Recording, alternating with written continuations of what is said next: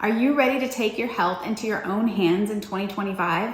Dive into this education-packed episode with me and Brooke Baker, a pelvic floor physical therapist who specializes in prenatal and postpartum women. The age-old question, how do I stop peeing when I cough or sneeze after I've had a baby? Brooke answers this and much more. She talks about what to expect in a pelvic floor physical therapy visit, how they can help you prepare prenatally, and how they can help you heal postpartum. We talk about some of the most common things that women experience, but also some things that are hard to diagnose by doctors, and why pelvic floor therapy is becoming a known and needed asset by all women. So join us as we open up the conversation, start learning more, and change the way that generations of women take care of themselves.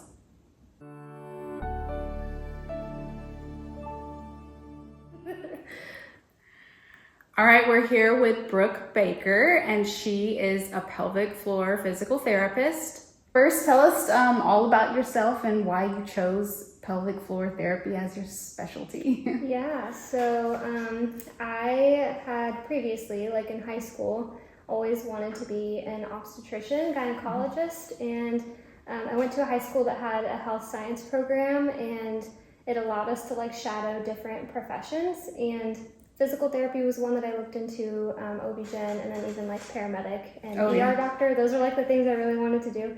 And then after shadowing them, I realized that it wasn't the lifestyle that I wanted, being a doctor and being on call all the time. And I decided I didn't want to make like life and death decisions when it came to mom and baby. And then I found out about pelvic floor being a subspecialty of physical therapy. And I was like, oh wow, like how cool that it's kind of like marrying my two passions.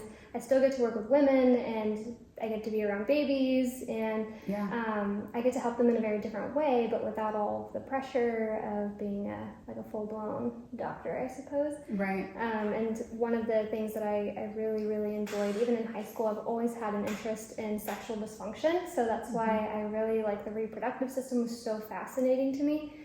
So now I get to do that. I get to do it every single day, and I love it. So out of school, I worked in the hospital just doing like acute care stuff, and then after I got pregnant, I finally decided that was the time that I should just go ahead and specialize, because I had done a rotation during grad school, decided I didn't want to niche out like right away, and then once I got pregnant, I was like, what better time than now to go ahead and just dive in. I'm so glad I did. So now I've been doing this for going on 4 years now. Yeah. Awesome. Yeah. Wow. That's awesome how you're like able to marry those things together and figure out like pelvic floor therapy is like, it's a new and it was kind of new upcoming. Yeah. Then it hasn't been around that long. What would you say, like 10 years now that it's kind of gotten more popular? Well, I would say, it's been around for 30, 40 years. But yeah, I would say the last 10 years it's becoming more like well known, but really the last 5 years I would say is like, it's really like you're starting to really see like it's coming over that hump. More people are aware of it, and I think social media and things like this are really opening people's minds up to alternative therapies, because there really are still a lot of doctors out there that still don't even recommend pelvic floor therapy as like a first line of treatment. But so many women are finding that they can advocate for themselves now, so that's why doing stuff like this is super important to raise awareness. It's much more well known now. Yeah, that is like my passion is like, let's let you guys know about all of this, the resources, the knowledge, because like you said, the past 5 years, it's becoming more relevant. Like, but my mom, my grandma, they had no idea, and we weren't taught in like high school about anything. Like, you just get your period and that's it. All right, so can you explain pelvic floor physical therapy to someone that has like no idea what it is at all? Like my mother or grandma. So kind of as I mentioned, it is a subspecialty of physical therapy. So we are still physical therapists. We're still working with like the muscles and biomechanics and things like that. But we're focused on the pelvic floor muscles, and I also like to add, I don't just focus on the pelvic floor muscles, like there's so much more that goes into it, but I guess I should say we focus on pelvic floor diagnoses. It's a full body approach, the way that I approach pelvic floor therapy, so I am looking from head to toe at issues, but it's usually they're coming to me with specific pelvic floor issues, dysfunctions, which I think we're going to talk about a little bit later. Right. But, yeah. So yes, we're focused on the muscles, the nerves, the that kind of stuff, the ligaments, the fascia, all that in the pelvic region is like where we focus. Okay. Yeah. So I know that you treat, because I am actually working with her now, and I feel amazing today. I just wanted to say that because she did a 2-hour eval on me yesterday. I'm about 2 weeks away-ish from giving birth, and I just feel amazing now. She released muscles internally, externally, and helped me with some other things, and I just feel really good today. Good, so Probably good. the best I've felt in this past month, because the past month has been that's when everything starts to kind of irritate you. You're getting more pains and all that. Cool. So can you explain the difference in a prenatal visit versus a postpartum visit? Sure. Yeah. And I think that's really important to mention, because I think a lot of what we're going to end up talking about today is based on symptoms, right? And I think that's what a lot of people wait to see a pelvic floor therapist for, is once they're already experiencing something negative. So prenatally, you could be having aches and pains and things that you want to address in pregnancy, but you don't have to be in pain, and you don't have to be leaking yourself in order to seek out a pelvic floor therapist. I love birth prep. That is one of my favorite things to do, and the goal for that is to make sure the pelvis is balanced, the uterine ligaments are balanced, and baby's able to get into a good position to start labor, to be able to labor down and transition through the pelvis and come out properly without delays in labor and all that stuff. So and also educating women on the labor process, because I feel especially if you're delivering in the more medical system, right? Midwives, doulas are much better about explaining those things, but in the medical system, in the hospital-based system, there's not a lot of education as to what birth even entails and the different steps in the process. You just kind of show up and it just happens, and there's usually a cascade of events that tends to happen in the hospital settings, but so I pride myself on educating a lot prenatally. And I also love to educate them on what to expect postpartum as well, which I feel is a huge advantage, because you're not waiting until you're having pain or leakage or prolapse or symptoms postpartum when you're in the throes of, newborn life. You have an idea where you can start without even seeing me right away, right? You're oh, I remember her saying I could do this or I could do this if I'm experiencing these things. And so huge prenatally, right? So just get the education and some tips and pointers ahead of time. And then as I'm working with you, right, we're preparing your body to give birth, right? I don't know if you want to mention, but you're doing a home birth. Oh yes, home birth. You mentioned it. I'm talking all about it good, on the podcast. So yeah. So you want to go the natural route. You want labor to progress the right way and without interventions. And so that's kind of where I come in, is to help make sure your body's ready to do those things. And then postpartum, I specialize in super early postpartum. So even as early as that first 72 hours, if you can get me in that early, up to that first 2-week mark, I would love to get in there and work with you guys, because especially if you haven't gotten prenatal care with me, I'm in there just making sure that I'm another person to check your vitals, right? I'm in there making sure that you are managing and conserving your energy properly. You're not overdoing it. We're working through body mechanics with your newborn, just in general, breastfeeding mechanics if you choose to breastfeed, different things like that. So in that early phase, although we're probably not doing an internal vaginal assessment, right, until at least 6 weeks and you've been cleared by your doctor, there's so many things we can be working on to prevent prolapse from worsening or happening, to prevent hernias from even occurring from abdominal weakness, or if you've had a C-section, making sure you're not injuring yourself and creating back pains and things like that.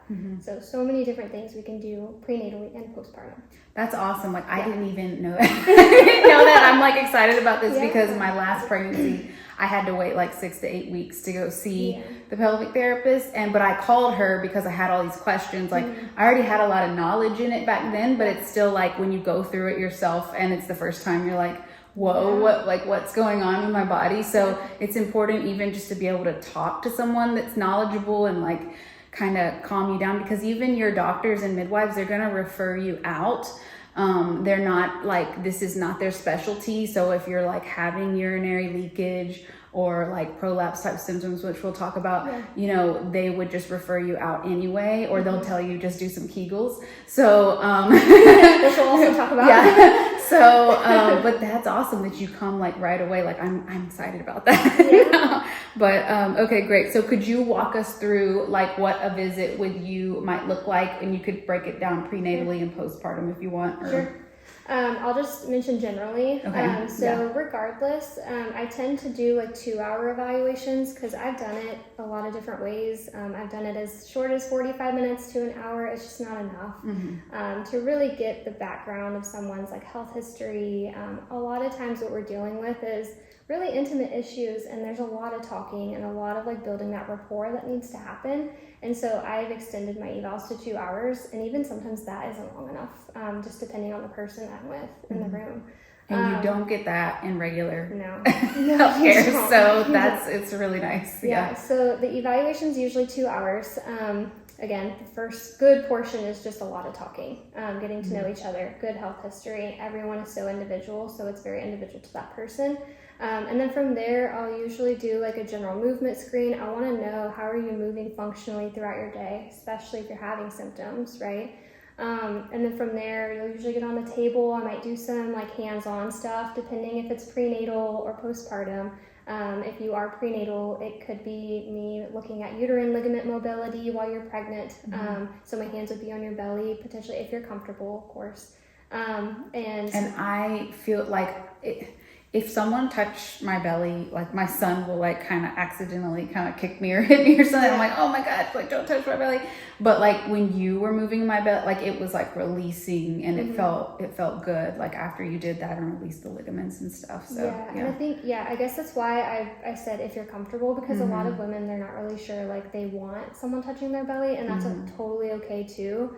But I also want to say the touch that I do is it's not aggressive. It's not like a lot of pressure. It's very superficial movement. I'm not digging into where baby is necessarily. It's very superficial, or like I stay pretty close to the surface to do a lot of the movement, just to kind of like take that fear away a little bit. Because I think when women hear that, they're like, oh, I don't know that I want that to happen, you know? Right. So no, it's very gentle.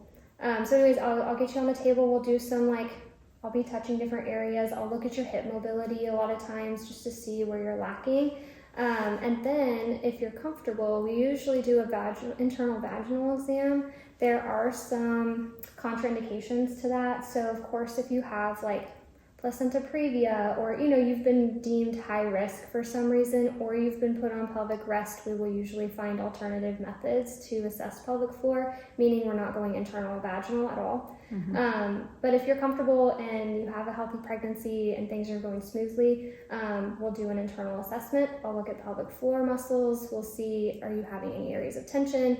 I'm looking at strength. I'm looking at coordination. I'm looking at so many different things. And then from there, you usually leave the session with a plan of care. So how many sessions I think that you need to get you where you want to be, what your goals are. And then usually you'll leave with a handful of exercises that you can immediately start putting into practice.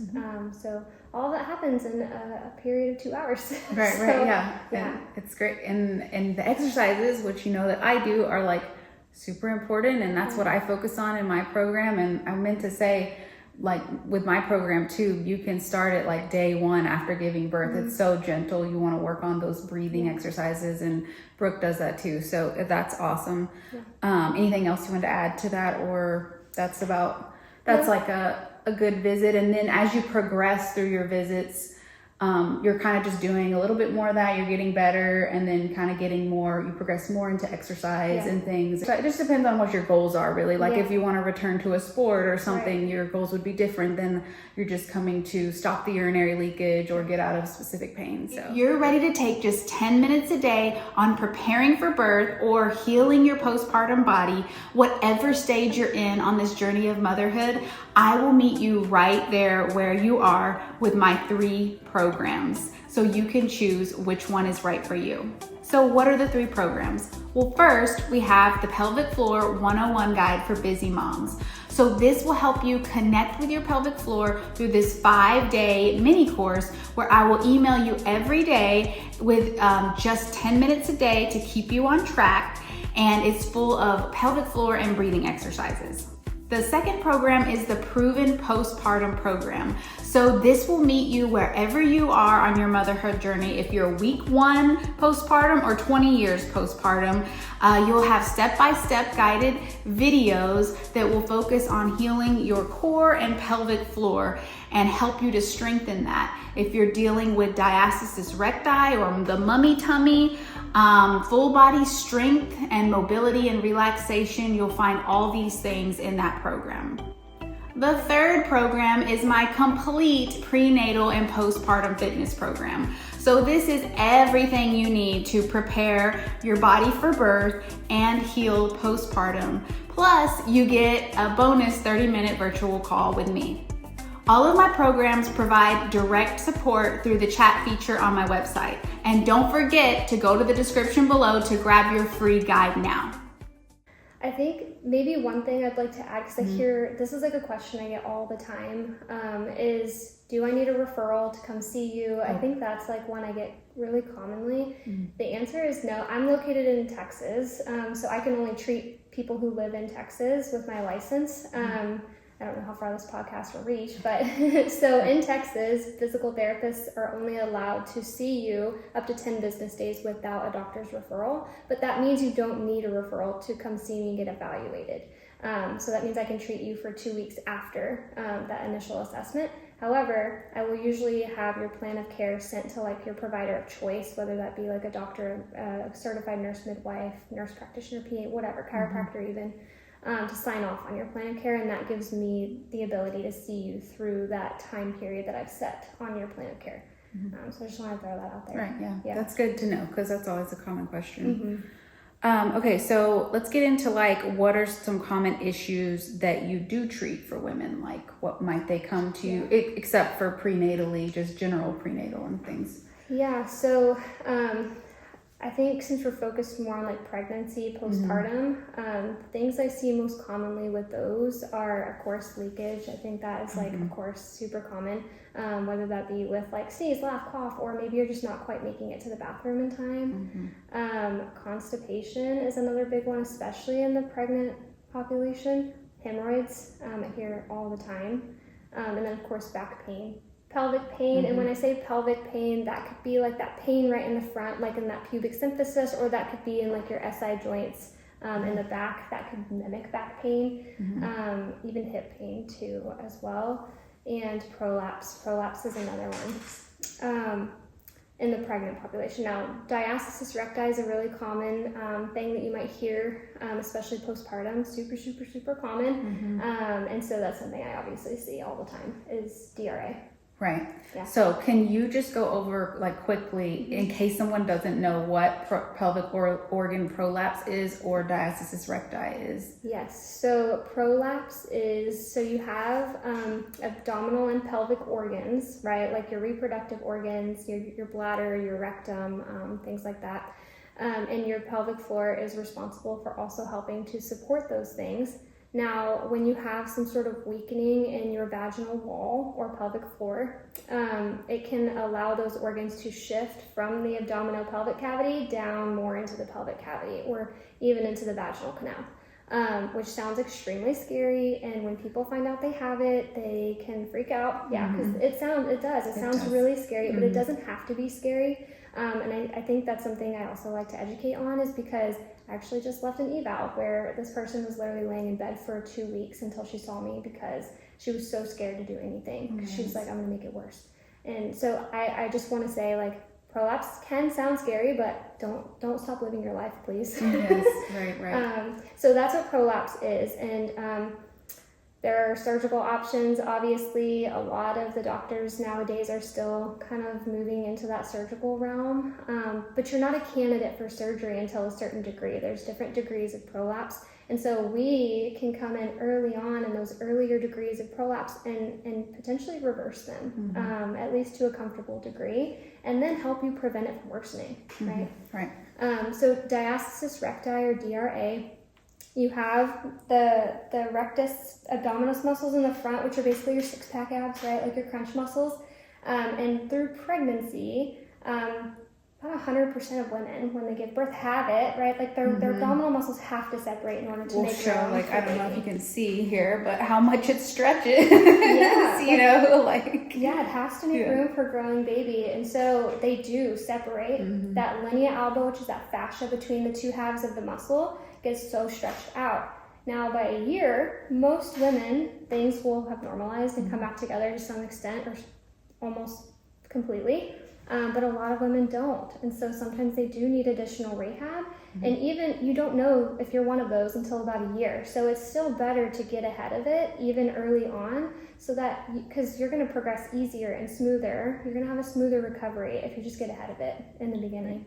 Yeah. And that's another thing too that can be like scary for us. I think those are like two of the big, but that's probably bigger because not even many women know about the prolapse. Right. But like diastasis recti, most women have heard about that, or like you get mummy tummy or different things. And that's what I find, like they're so scared of it and what's going to happen, and everyone's different too. But like she said, like getting ahead of it, starting, and I've got a program that goes into that too. And like, you know, it's not to be scary. It's simply like your muscles are stretching and they're made to stretch, and, you know.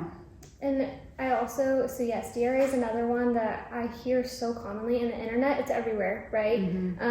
That you have to stop doing this, you shouldn't do that, can't do that type of exercise and that kind of thing. And that could be true to some extent, at least in the beginning while you're still rehabbing. But where we come in is we help you modify the activity. So like if your goal is to do a plank, like we're going to get you to do a plank. It's not like you're never going to be able to do a plank again. Right. And I think that's because people, they go down the rabbit hole on the internet and they freak themselves out because everything's on the internet. It's all like the worst case scenarios. And then so they're like, oh man, I can't do this because I'm going to make it worse. And although that might be true in the beginning, if you're working with the right person, that doesn't have to be that way. And it won't be that way forever. Right. Yeah. Good to know. So what are some important signs and symptoms that they should be aware of if they need to come see you? Like it could be something with diastasis or Yeah, so I guess it kind of goes back to what we just talked about, right? Like, of course, if you're leaking, I think I hear all the time that women are like, yeah, but it's just with coughing, or it's just with sneezing, or just with jumping on the trampoline. It's like, yeah, well, you shouldn't be leaking at all. Right. So, it doesn't have to be that way. So that would be a sign or symptom. Even if it's not super, super bothersome to you, it doesn't mean it won't get worse, right? Because it's happening for a reason. There's some sort of dysfunction going on. And if you don't address it early, then potentially you'll get to a point where it's really bothersome to you. And also you just get older, and as you get older, we all know things. So you need to continue to do, like, you know, work on things. So so leakage, prolapse, I know we just talked about it, but what does that feel like? Like, how would you even know if you had potentially had prolapse? So pressure, heaviness, like in the vaginal region, especially if it's like worse with activity or worse at the end of the day. Those are big signs that maybe there's something going on, maybe something has shifted, and it's worth getting looked at. Diastasis, so I would say like a persistent abdominal pooch is one that, like you kind of mentioned, women are like, man, I just can't get this to go away. It could be DRA or diastasis recti related. Pain kind of at the midline, or what people are starting to know now is like doming. So I don't know if you can see me, but if you are doing exercises, you're getting up from like a laying down position, and you see your abdomen kind of go like this, that is indicative that you have some weakness going on there, and we would potentially classify that as diastasis recti. However, you can't necessarily diagnose it unless you're actually like doing an assessment. So yeah, prolapse, so heaviness, pressure, leakage. One thing I forgot to mention before, super common, is pain with intercourse. And I think, you know, it's super common even before you get pregnant in a lot of women. It's just something that no one talks about. They think it's supposed to hurt sometimes, like even the first time. It should never hurt. Sex should never, ever be painful. And so super common in pregnancy as hormonal changes happen and things are going on. But postpartum, I would say it's much more common just because, especially if you've had a vaginal delivery, if you've had any trauma to the area like tearing, yeah, can definitely have some pain with intercourse there too. Doesn't have to be that way. Let's work on it. So pain with intercourse. So if you've had a C-section, one thing I hear all the time, especially on like Facebook mom pages, right, is, oh man, I feel this pain or this pulling at my C-section scar, and what I want to hear stories like, is this normal? And you have like hundreds of women commenting on there saying, oh, me too, like it's totally normal. I've had it for 20 years now and it's just there. And I'm like, yeah, it's super common, but again, it's not normal. Like those are things that we can work on. You don't have to be feeling pain or pulling at your C-section scar site. We just need to get in there and like kind of break up some of those scar adhesions, and something we can totally address.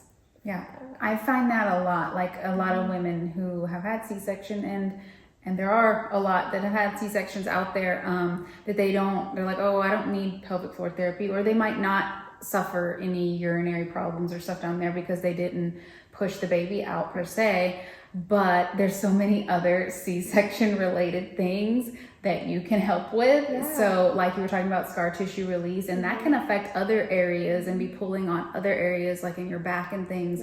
If it's super tight in here. Anything else you want to add to that, like why they would want to come see you for a C-section or after a C-section? Yeah, I know we'll talk about it a little bit more later. Well, that's my next question. Okay, yeah, so we'll touch on that here in a second. Yeah, I was going to say, just while we're on the topic, I know I had mentioned constipation and like hemorrhoids prior. Hemorrhoids are kind of similar to prolapse and the reason that they might be occurring. So something we definitely want to address, that's indicative that there's something like going on with the pelvic floor. And then constipation, like super common in pregnancy and postpartum, right? But it doesn't have to be that way. There's so many things we can do to intervene with constipation, whether that be like how you're toileting or what you're putting into your body, or just how you're pooping in general, right? Like we can intervene in all those areas. And I was going to say one more, I can't remember what it was now. All the things that no one talks about, you need a pelvic floor therapist to come talk to her about it. And also just like, I'm educating my son on this now, you know what I mean? Like, because no one taught you how to like properly use the bathroom. You know, if you really had to go and you just pushed as hard as you could when you were a kid and all. So I'm always like telling him, relax, you know, so. Well, and not just that, like so my son is going to be 3, so he's still pretty small, but like I still have, even though he's been potty trained, I still have the little toilet in our living room that he can use, because like our toilets are just not built for little tiny people to get into the proper pooping position. So I keep my little tiny potty for him so that he can be in the right position when he's pooping. And I'll make a link in the description for some of those. I actually found it, I only found one that and this was a few years ago, so there might be something else out there now, but that has an extra little step, and I'll show it to you. It's right, but I have it in both my bathrooms so that he can put his feet up, because even the ones that they climb up to, still the step is too low. So this one has like an extra step. So if you find an extra step, that they can kind of put their pelvis in the right position. But like if you're out, it's funny because like if we're out, he's like it's harder to go, you know, because he doesn't have that support for his feet. So I'll also link for a squatty potty, which we always recommend for adults, to get your pelvis in the right position to go to the bathroom. So okay. I think one more that I want to mention. I remembered what it was. And I think it's important because If you feel like you're having to pee every 30 minutes to an hour, like that's not normal either. You should absolutely be able to hold your pee longer than that. Or if you find yourself like having to potty dance your way to the bathroom, and of course if you're leaking on the way, that's something else too. But yeah, you definitely shouldn't be potty dancing your way to the bathroom. Potty dancing, either. I like that. I don't know how else to describe it. Everyone knows what that means, right? Yeah. Like potty dance. right, yeah. Yeah. Okay, so like kind of to recap on things that are like, you may have them and you're just like, oh, I sneezed and it came out a little bit, and like we just kind of brush it off. Like that's common, but it's not normal. So that is definitely something you want to see Brooke about, or kind of start on a program about, because you don't want that to continue. But that's like the main thing I hear is like, okay, like a hemorrhoid.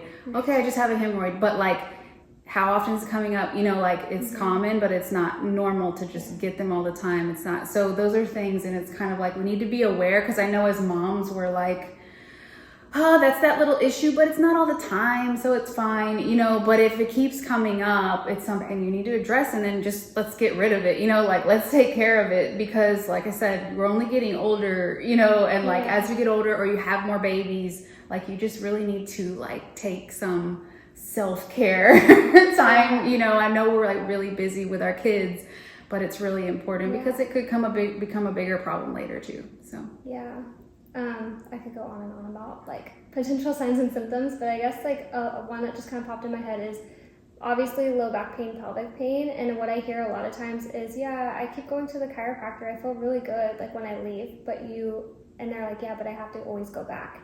And I think, you know, if you're continually having to go back to address pelvic and low back pain, that's a sign or symptom that there's something else going on, and we need to like figure out the root cause of what's happening. And it's usually more than just like needing an adjustment. Right. Yeah. That's so key. That's so important too, because it's like, just because you're having pain right there doesn't mean also that like that's where exactly it's coming from. Right. You know what I mean? And I agree with you totally. Is like chiropractors are great. There's so many people love them. All the time. I love chiropractors. They can do so much prenatally and postpartum too. But also like you need that exercise, you need that other knowledge, you need that manual release sometimes to keep things in place and to you know really rehab things and So I know earlier I'd mentioned we were going to talk a little bit more about C-section specifically and why or how you could experience different symptoms. And so all the things that I kind of mentioned before of what you could experience during pregnancy or postpartum still can happen with C-section. And even if you know like during pregnancy that you're going to have a planned C-section, there are still so many things that we can work on to prepare you for postpartum, what to expect post C-section and things like that. So like leakage, prolapse, constipation, diastasis recti, pain with intercourse, all those things can still occur. And some of that could be because pelvic floor muscles are there to support all those organs, right? So they form the base of the pelvis, and they're supporting the organs, and then of course baby whenever there's pressure, and then of course the postural changes that happen just with pregnancy alone impact what pelvic floor muscles can do.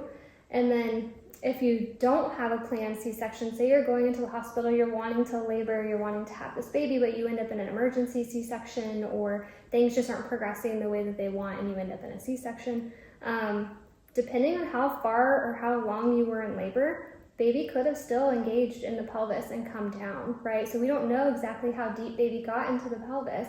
That still impacts the pelvic alignment, pelvic floor, all that kind of stuff, even if you end up in a C-section. So I like to just mention those things too. Right, yeah. So that's good. That's good to know. And even when you're pregnant, like my baby right now, he's far down there, right? You were saying, and that's what I keep hearing. He's like, his head is down there. I feel him. I feel the pressure. So even in this last like month, what can go on with your pelvic floor with that? So, okay. So there's like a lot of conflicting information out there. Do you say Kegel or Kegel? I say Kegel. Okay, I do too. But you know, you hear it so many different ways. You can say it whichever way. So do Kegels, don't do Kegels. what would you say to a new mom about this? If they're like, what? Like, because you hear different things online. Yeah, you do. Yeah. And even your doctor, for the most part, is going to tell you just do Kegels. And generally, I like to say that Kegels they're functional muscles, right? So they're there to work with you. They're anticipatory muscles. So they're turning on for you when you need them and should be turning off when you don't. There's nothing functional about sitting in your car at a stoplight doing Kegels, right? They're like, oh yeah, just do Kegels at every stoplight. It's like, there's literally nothing functional about that and potentially only worsening symptoms. So I would say the vast majority of patients that I see are on the tension end of the category, right? So there's weakness, there's maybe some coordination stuff going on, but then on the other end is tightness. And I would say the vast majority of people are on the tension side of things. So if you're doing contractions of a muscle that's already too shortened and too tight, you're only going to potentially worsen the symptoms. And I do hear that. They're like, I've been doing Kegels, but my symptoms are getting worse. And I'm like, well, yeah, I'm not surprised. Now, are there times that I do give Kegels? Absolutely. But it's usually in conjunction with a lot of other things. So I am using like that functional like mindset. So we're usually doing a Kegel with an activity because that's typically when you would be Kegeling in real life, right? Is during an activity. I hardly ever just say sit there and do Kegels unless I'm trying to build awareness of the area. Like if they just really don't know what they're feeling, I'll say practice a few. I don't want you doing 400. I want you doing maybe 5 to 10 to 20 at the max, right? Just to kind of build that awareness. And then we use it elsewhere. So postpartum is an area, like early postpartum, that I would potentially give some Kegels in the beginning because those muscles were under like a massive amount of stretch. Let's just kind of get them re-engaged. Let's kind of build that awareness again of that area. Reconnect. Reconnect. And so that's a time period where I would probably give some. On the flip side of that though, and I think it's important that you see a pelvic floor therapist after you give birth because again, as baby comes through the pelvis and out, right, there are very common birthing patterns that happen postpartum that we need to work with the bones. We need to realign things because the pelvic floor muscles are attached to the pelvic bones, right? So if the pelvic bones are left open, right, from giving birth and they haven't come back down together, those pelvic floor muscles in the bottom of that bowl are on a max stretch still. So if you're asking them to do a Kegel and their bones are still like this, they're super weak and the muscles are super inefficient and they're kind of just wasting their time. Doing Kegels on muscles that are just like super lengthened out, right? So that's usually one of the first things I'll do is I'll assess pelvic bones and kind of make sure that they're all kind of where they should be. And then we're going to work on pelvic floor specifically. Yeah.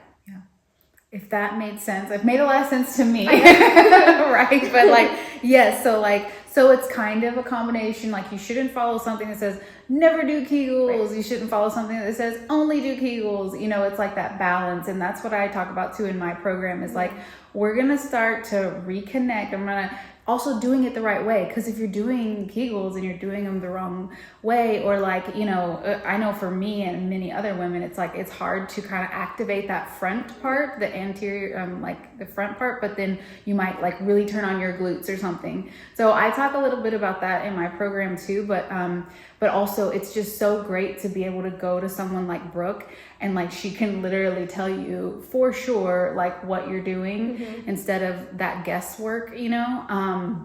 And then also, like you said, being functional with it because your pelvic floor is activated with like everything we do. It relaxes and activates with different types of movement. So coordinating that yourself and also using it with your breath. It works with your breath.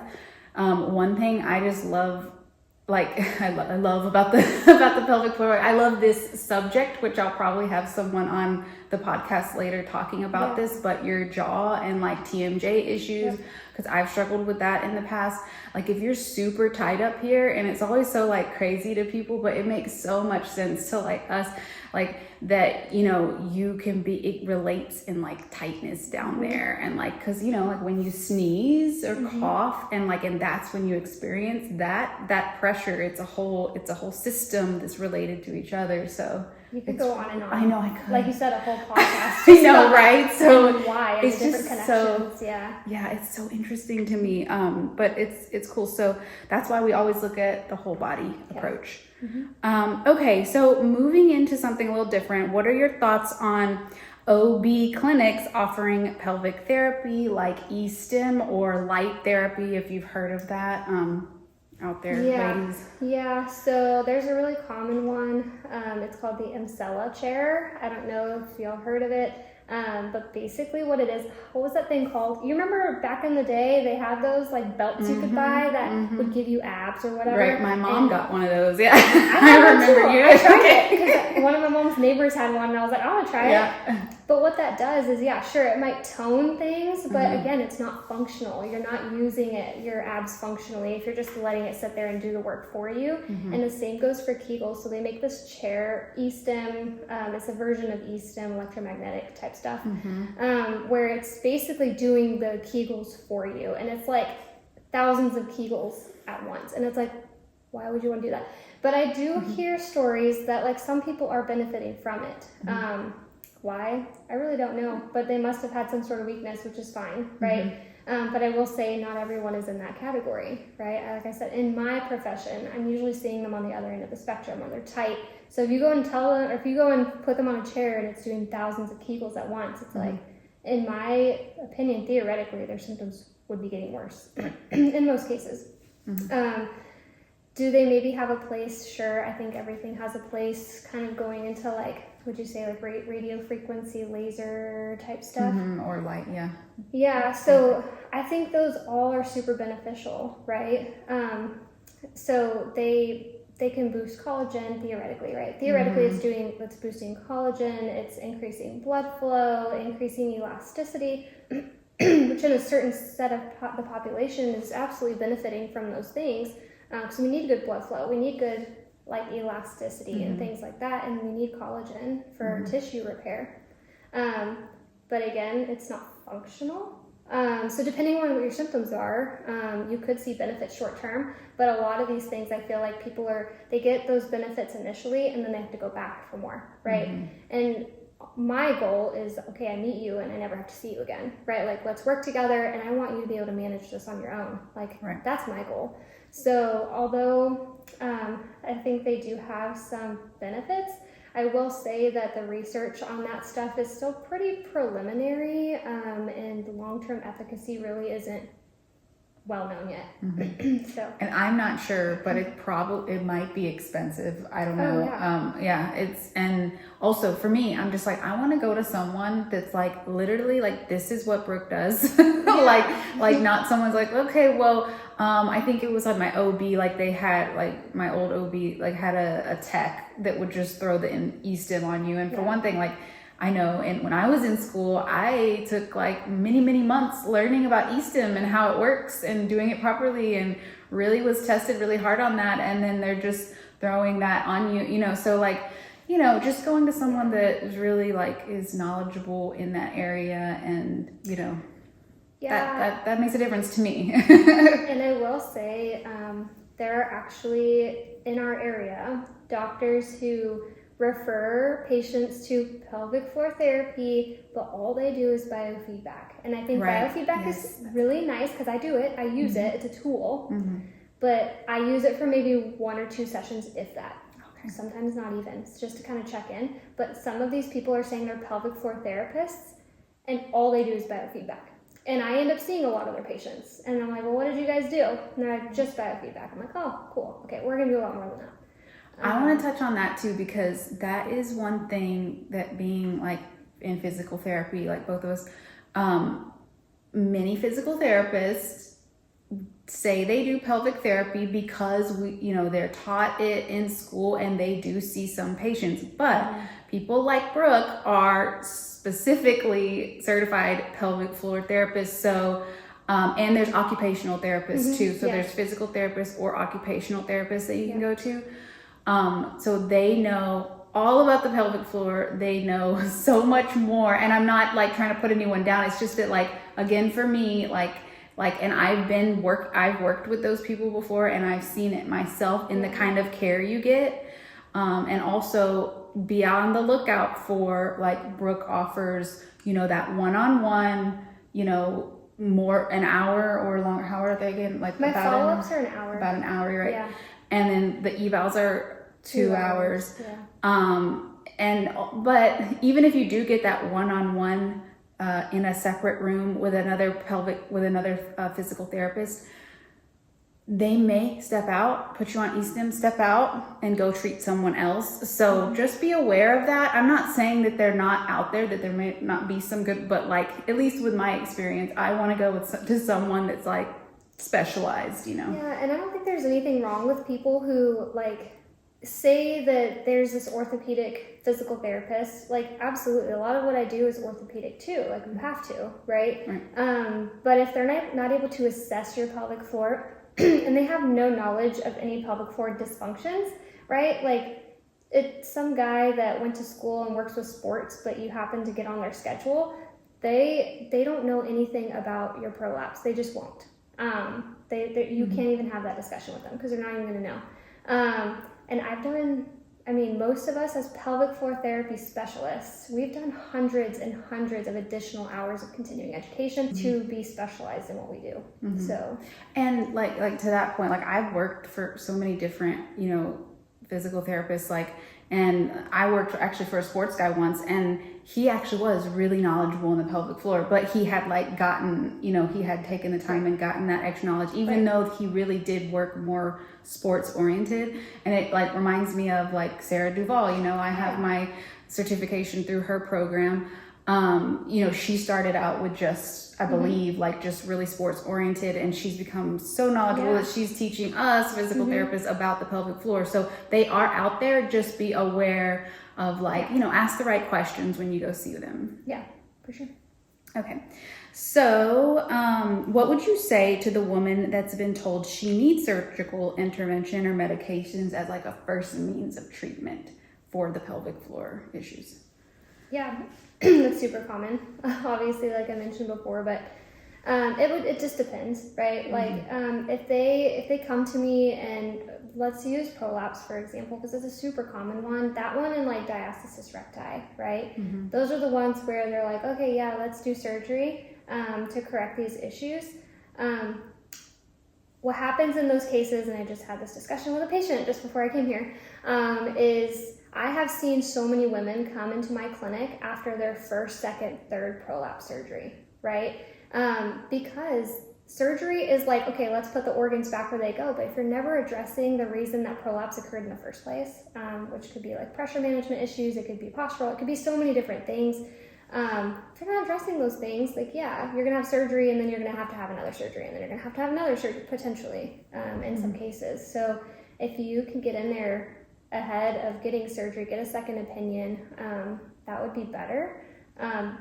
Could some people still need surgery? Yes. Again, it's case by case. It's depending on the severity of their prolapse or their DRA or whatever it is they're experiencing, to determine that, obviously. But not everyone that comes into my clinic is a surgical candidate either.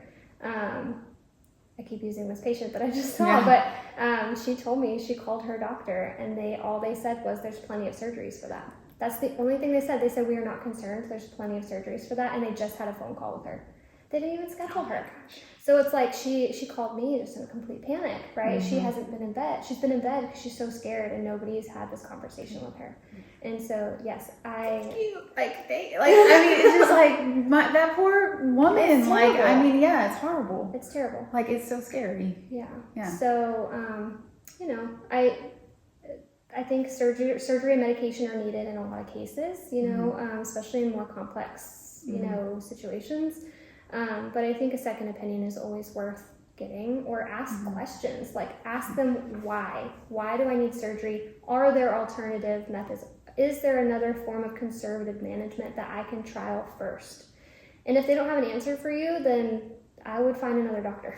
Right. Yeah. And we all know that is becoming more common knowledge, at least in our generations, is surgery is not always the first thing. And even just working in physical therapy to begin with, when people come to us and we're they are like, let's do prehab first before we do the surgery. We're like, thank God there is like a good surgeon out there who's not going to automatically go to surgery. Like they can tell the difference in like, let's try this first, or let's even get you stronger before surgery. But I would just want to mention part of my story is my grandmother. If you don't know, like I kind of like, this is part of like my like little testimony for pelvic floor passion or whatnot. But like many years ago, probably like, I don't know, 12 years ago now, I took her to the doctor because I thought she was developing dementia. And immediately her doctor was like, well, she's been on this pill to control her bladder for over 30 years. And one of the side effects is dementia. And he immediately took her off of it that day. And they started doing Kegels with her in the office that day. Like it was just a regular, doctor's office. But that's when I like first learned about Kegels. I was like, I don't know, in my early 20s. And my grandmother, though, of course, she was like in her 80s at that time. She was having dementia. It was like a really bad time for her to go off those pills and then try to start learning how to activate her pelvic floor, so, and she was really uncomfortable about it. And I tried to work with her with it too. And, she was uncomfortable. So it just like, it wasn't like a good thing for her. But, just thinking about that, like if the doctor is immediately trying to put you on, do you want to talk about like medications, or surgery at first, like maybe just take a step back and be like, well, have you gone to someone like Brooke first? Just to see, just to rule. And like she said, everyone's different depending on your situation and what's going on with you. But, just as a first means of treatment, I don't like to go there. And especially because, I had that experience, it's like really close to my heart. So my whole mission is like, let's change the way that the generations of women take care of themselves, we are doing that because my grandmother wasn't ever given the knowledge. She did have multiple surgeries. She had 3 children naturally. And I remember her struggling so much over the years after those surgeries and everything. They did not help. And then she went on the medications and then that led to this. So it's like, it could have all been avoided. And it's like really all comes down to pelvic floor, Yeah. And I just want to say, like, we're not going to fix everyone, right? Like we're not, right. But I think it's still worth exploring, at least in the beginning, because if you can avoid having a surgery or being on a medication lifelong, like that's huge, right? But there are going to be cases where like maybe we have to co-manage some things, like maybe the medication helps us progress further in therapy. And I keep using prolapse, but I think it's such a common one that people don't quite understand. There's other conservative managements for prolapse. Pessaries can be used instead of surgery. So if you're not wanting surgery and you have a prolapse in a place that can be supported, a pessary is a device that you can insert to support those organs. And oftentimes, like while we're working together in physical therapy, they can be really helpful because again, if the organs are in the way and the pelvic floor muscles can't do their job because there's an organ in the way, the pessary can get that up out of the way so we can truly strengthen the pelvic floor. So there's never a black and white answer to any of these questions. Right. It's case by case. We take it all individually. And so, there's always a place for those managements. Right. But there's usually always an alternative. Right. And just like having the knowledge of like that there is this now. And then even, my grandmother, it was so many years ago, so probably 40 years ago now, pelvic floor therapy wasn't. It's very new. Yeah. And not nearly as accessible as it is now. Yeah. So, but nowadays we like to educate so that these doctors will recommend it, at least trying it first before they go straight to that. Yeah. But even if your doctor doesn't, hopefully you've seen a podcast, you've read something on the internet of someone saying like, hey, you have options. And that just helps you advocate for yourself, right? So if your doctor doesn't mention it, that's why I say ask questions, right? Like, hey, I read about this. What do you think? Do you think I could benefit from something like this? Right? Because it might not be on the forefront of their mind. Yeah. Okay, so can you talk about an issue that's hard to diagnose and more complex that like some of the doctors, the regular doctors that you might go to wouldn't know about or, have trouble diagnosing, but something that you pelvic floor therapists kind of diagnose more or are more common with? Yeah, endometriosis I feel like is a huge one. Interstitial cystitis is another one. I think, infertility is another one too that I think we could delve into. But let's take endometriosis, for example. If you don't know what that is, it is basically when your uterine cells or your endometrium cells end up in other parts of your body on different organs, on different structures outside of the uterine cavity, which they obviously shouldn't be there. And it can cause some really debilitating symptoms in a lot of people. Severities can range, right? Like it could be very mild. Someone may not even know they have it and have it. And sometimes it puts people in bed for a week while they're on their period. So most of the symptoms are happening around the cycle, when normally the uterine wall would be going through its process of shedding and all the things. And so all those endometrial cells elsewhere in the abdominal cavity, they've even been found in other areas of the body. It's kind of crazy. Wow. They would also be experiencing those flares and symptoms around the time of their period. And so I can't tell you how many times I've had women come into my clinic who they have all these symptoms and they're like, oh, it's worse around my period. And I'm like, in my head, I'm seeing this so much that I'm like, well, have they assessed you for endometriosis? And they're like, no, what is that?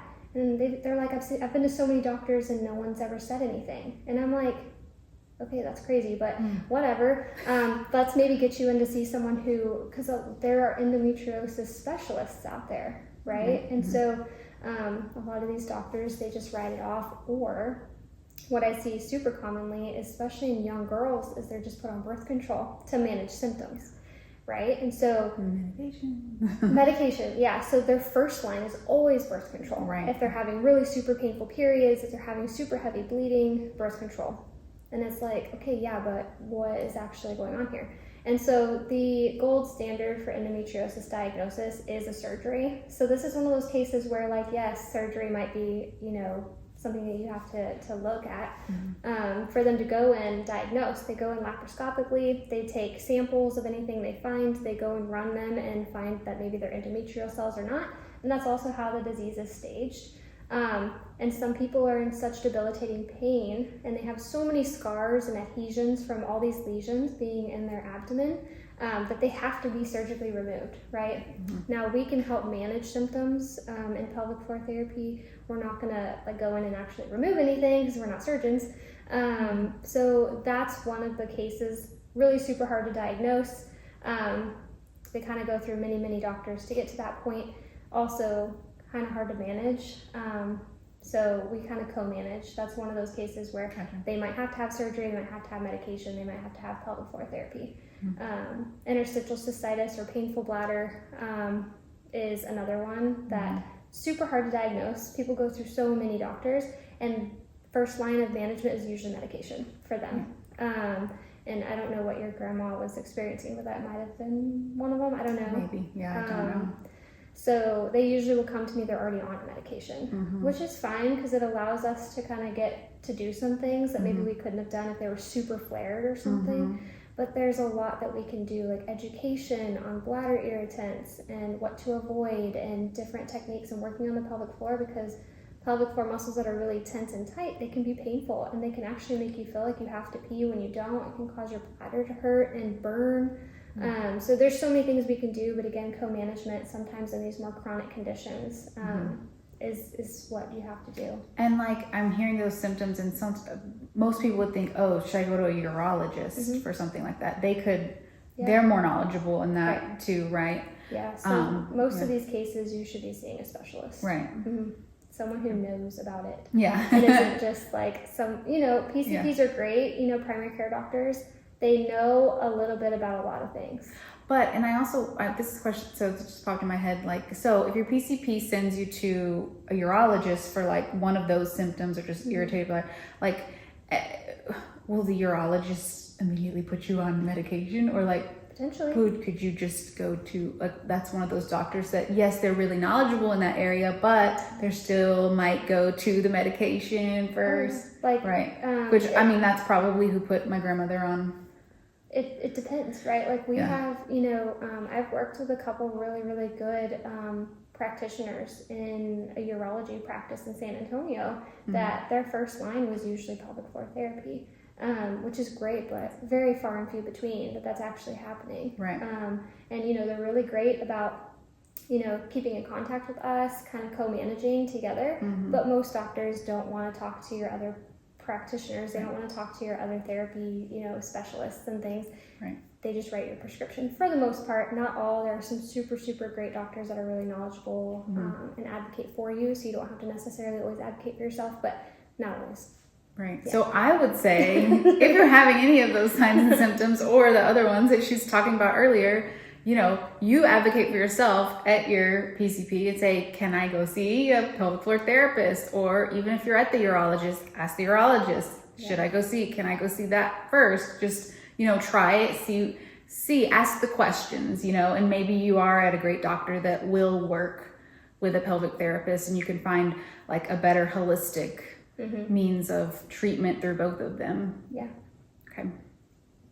Good stuff. Okay, so tell us, let's talk about some things that you're getting more into now that I know you're excited about. Tell us about how the pelvic floor plays an important role in sex and what are some main points that women might need to know about that. Yeah, I love this topic. I'm actually in the process of getting certified as a sex coach as well. So, and I mentioned earlier, sexual dysfunction is like my jam. It's what I love to do.